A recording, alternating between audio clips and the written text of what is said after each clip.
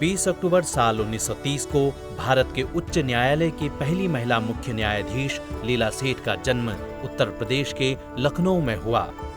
हिमाचल प्रदेश उच्च न्यायालय में मुख्य न्यायाधीश बनने वाली वे भारत की पहली महिला थीं। मदर इन लॉ के नाम से मशहूर लीला सेठ दिल्ली हाईकोर्ट की भी पहली महिला न्यायाधीश बनी। साल 1998 से 2000 तक वे भारतीय विधि आयोग की सदस्य रहीं। लीला सेठ निर्भया गैंगरेप के लिए बनी जस्टिस वर्मा की अध्यक्षता वाली जस्टिस वर्मा कमेटी की सदस्य भी रहीं। 20 अक्टूबर साल 2010 को विश्व सांख्यिकी दिवस मनाने की घोषणा की गई। संयुक्त राष्ट्र सांख्यिकी आयोग द्वारा अपने 41वें सत्र में यह घोषणा हुई। संयुक्त राष्ट्र महासभा में इस दिवस को हर 5 साल बाद मनाने की घोषणा हुई, जिसके बाद इसे 2015 में दूसरी बार मनाया गया। साल 2020 में तीसरा विश्व सांख्यिकी दिवस मनाया गया। साल 2020 में विश्व सांख्यिकी दिवस की थीम थी connecting the world with data we can trust. 20 अक्टूबर साल 1996 से विश्व ऑस्टियोपोरोसिस दिवस मनाने की शुरुआत हुई।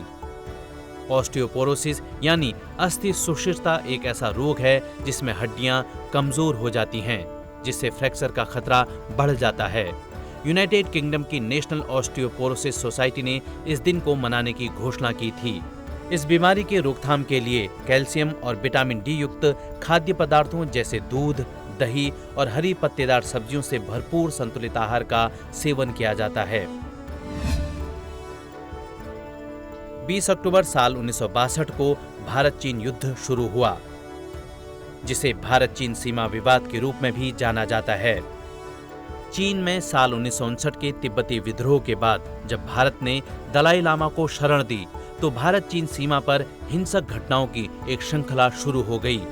चीनी सेना ने लद्दाख में और मैकमोहन रेखा के पार एक साथ हमले शुरू किए। इस युद्ध में ज्यादातर लड़ाई 4250 मीटर यानी 14000 फीट से अधिक ऊंचाई पर लड़ी गई। इस प्रकार की परिस्थिति से दोनों पक्षों ने रसद और अन्य लॉजिस्टिक समस्याओं का सामना किया।